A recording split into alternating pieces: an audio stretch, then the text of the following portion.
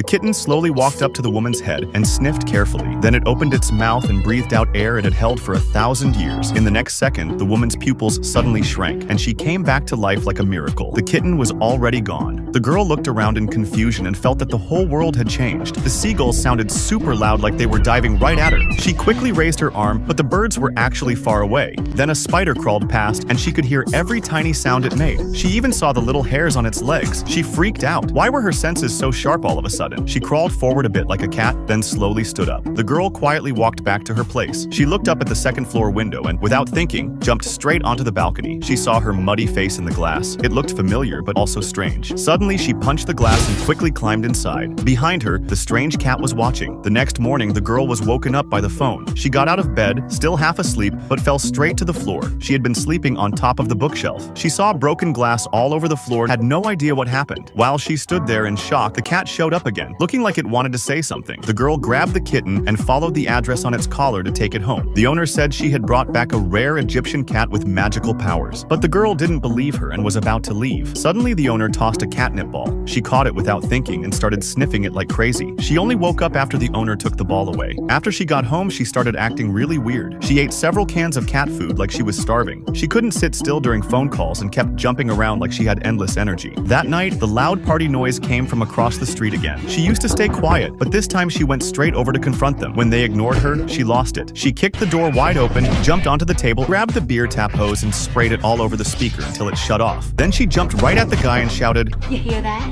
It's called silence."